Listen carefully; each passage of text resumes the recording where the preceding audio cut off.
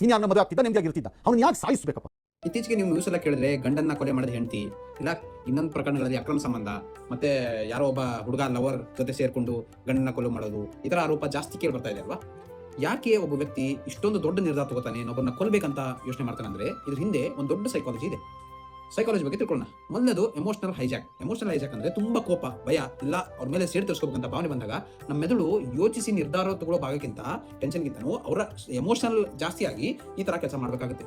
ಅವಾಗ ಈ ಕೆಟ್ಟ ನಿರ್ಧಾರಗಳು ಜಾಸ್ತಿ ಆಗ್ತಾ ಹೋಗುತ್ತೆ. ಇನ್ನು ಎರಡನೇದು ಬಂದು ಆಬ್ಸ್ಟಾಕಲ್ ಮೈಂಡ್ಸೆಟ್. ಅಂದ್ರೆ ಈ ವ್ಯಕ್ತಿ ನಮ್ಮ ಜೊತೆ ಇದ್ರೆ ನಮಗೆ ಸುಖಕರವಾಗಿರಕ್ಕೆ ಸಾಧ್ಯ ಇಲ್ಲ, ಸಂತೋಷ ಇರಕ್ಕೆ ಸಾಧ್ಯನೇ ಇಲ್ಲ, ಈ ವ್ಯಕ್ತಿನ ನಾವು ಸರಿಸ್ಬಿಟ್ರೆ ನಮ್ಮ ಜೀವನ ಆರಾಮಾಗ್ಬಿಡುತ್ತೆ, ನಾವು ಆರಾಮಾಗಿ ಬದುಕಬಹುದು ಅಂತ ತಲೆಯಲ್ಲಿ ಬಂದ್ಬಿಡುತ್ತೆ.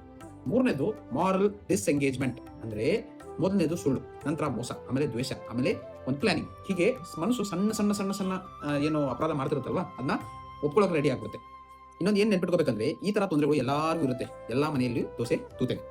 ಆದ್ರೆ ಈ ಸಂಬಂಧಗಳು ಏನ್ ಮಾಡ್ತವೆ, ಸಂಬಂಧಗಳು ತುಂಬಾ ಗಟ್ಟಿಯಾಗಿದ್ದಾಗ ಈ ಸಮಸ್ಯೆಗಳು ಬರೋಕ್ ಸಾಧ್ಯ ಇಲ್ಲ. ಜನ ಏನ್ ಮಾಡ್ತಾರೆ, ಕಾನೂನಿಂದ ಬೇರ್ಪಡೆ ಆಗ್ತಾರೆ, ಕೌನ್ಸಿಲಿಂಗ್ ಮಾಡಿ ಬಗೆಹರಿಸ್ಕೋತಾರೆ, ಇಲ್ಲ ಸಮಸ್ಯೆಗಳನ್ನ ಬಗೆಹರಿಸ್ಕೊಳ್ಳೋಕೆ ಟ್ರೈ ಮಾಡ್ತಾ ಇರ್ತಾರೆ. ಬಟ್ ಯಾವಾಗ ನಾವು ಮಾಡ್ತಿರೋದು ಸರಿ ಅಂತ ಯಾರಾದ್ರೂ ಒಬ್ರು ಸಪೋರ್ಟ್ ಮಾಡಿರ್ತಾರಲ್ವಾ, ನೀವು ಎಲ್ಲಾ ಕೇಸಲ್ಲಿ ನೋಡಿದ್ರು ಒಂದು ಹುಡುಗ ಒಂದು ಹುಡುಗಿನ ಕೊಲ್ಲೋದು, ಒಂದು ಹುಡುಗಿ ಒಂದು ಹುಡುಗನ ಕೊಲ್ಲೋದಕ್ಕೆ ಯಾರಾದ್ರೂ ಒಬ್ರು ಸಪೋರ್ಟ್ ಇದ್ದೇ ಇರುತ್ತೆ. ಸೊ ಒಂದು ಹುಡುಗಿ ಒಂದು ಹುಡುಗನ ಕೊಲ್ತಾಳಂದ್ರೆ ಇನ್ನೊಂದು ಹುಡುಗ ಇಲ್ಲ ಇನ್ನೊಂದು ಗಂಡು ಮಗ ಆ ಸ್ಥಿತಿಯಲ್ಲಿ ಇದ್ದೇ ಇರ್ತಾರೆ. ಸೊ ಯಾರಾದ್ರೂ ತಪ್ಪು ಮಾಡ್ತಾ ಇದ್ದಾರೆ ಅಂದ್ರೆ ನೀವು ಅದನ್ನ ತಿದ್ದಬೇಕಾಗಿರೋದು ನಿಮ್ಮ ಕರ್ತವ್ಯ. ನಿಮಗೆ ಏನಾದ್ರೂ ಲಾಭ ಸಿಗುತ್ತೆ ಅಂತ ನೀವೇನಾದ್ರೂ ಆ ತಪ್ಪನ್ನ ಸಮರ್ಥನೆ ಮಾಡಕ್ ಹೋದ್ರೆ ನೀವು ಜೈಲಲ್ಲಿ ಕಂಬಿ ಎಣಿಸ್ಬೇಕಾಗಿ ಬರುತ್ತೆ.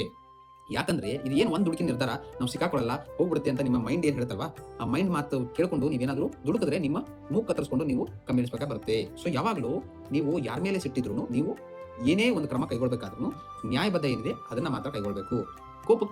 ಕೋಪಕ್ಕೆ ನಿಮ್ಮ ಮೂಗ್ ಕೊಟ್ಟು ಆಮೇಲೆ ಕಷ್ಟಪಡೋಕೆ ಹೋಗಬೇಡಿ. ಧನ್ಯವಾದ.